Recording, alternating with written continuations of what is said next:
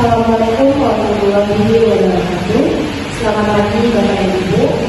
Sebelumnya perkenalkan, kami dari Ilmu Belajar, sebuah usaha dasar sifat matematika dan baca yang menggunakan prinsip syariah untuk siswa sekolah.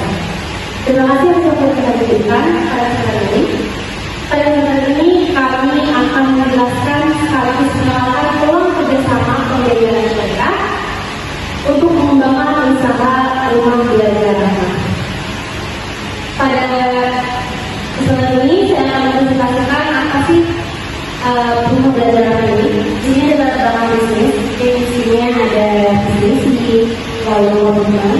Nah, rumah belajar anak ini merupakan usaha dasar sifat matematika dan bahasa untuk siswa sekolah dasar berbasis syariah. Dan dengan sistem kompetitif, usaha ini hadir untuk membantu siswa meningkatkan kemampuan akademik, terutama dalam pembelajaran matematika dan bahasa yang lebih fokus dan nyaman. Dengan visi membantu meningkatkan kemampuan siswa dengan metode yang disesuaikan dengan kebutuhan mereka.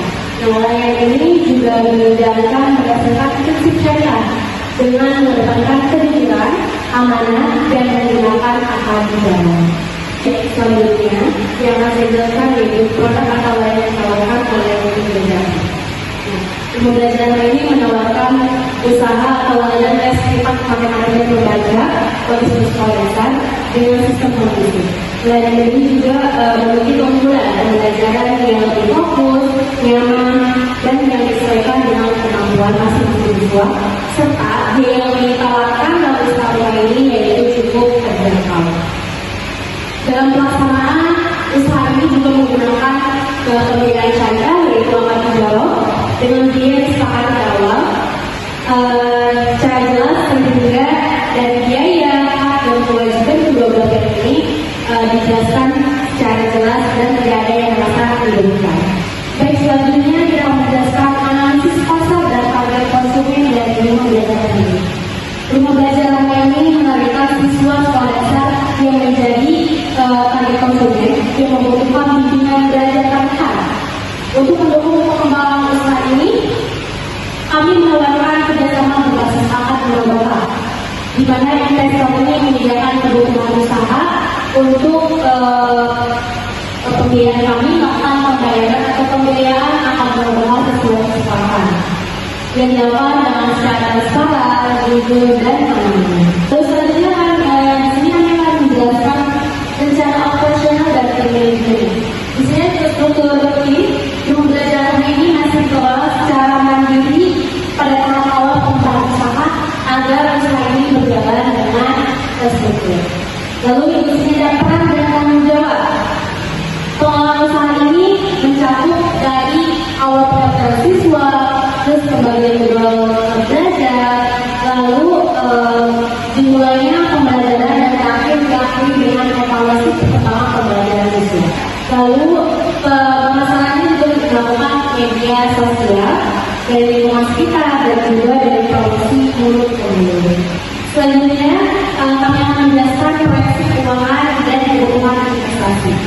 Jika ada kebutuhan modal awalnya ini 15 juta, 5 juta sebesar 5 juta ini merupakan modal dari pemilik usaha dan kami mengajukan kepada investor melalui pembiayaan akad murobaah sebesar 10 juta.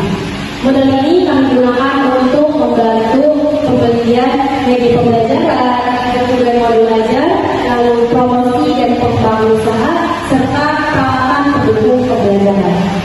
Di sini ada proyeksi pendapatan agar siswanya sebanyak 10 siswa dengan biaya atau tarifnya 250.000 per bulan. Lalu kalau pendapatannya itu sekitar 250.000 per bulan. Nah, skemanya kerjasama yang kami tawarkan itu menggunakan akad murobaah dengan pembiayaan yang diajukan sebesar 10 juta rupiah. Lalu investor ini memiliki keuntungan atau budget keuntungan sebesar 10%. Jadi ketika kami mengajukan 10 juta, lalu kami akan membayarkan total pembayaran itu sebesar 11 juta rupiah. Kebutuhan ini kami gunakan untuk pembelian atau pendukung peralatan pembelajaran dan pengembangan usaha. Nah, lalu di sini kami memiliki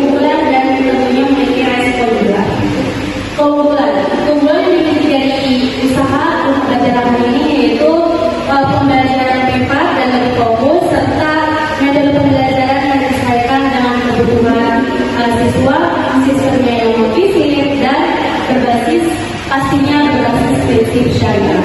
Lalu di sini ada risiko dan mitigasi. Risiko dari usaha ini adalah adanya ketidakpuasan siswa atau orang tua terhadap proses atau layanan pembelajaran.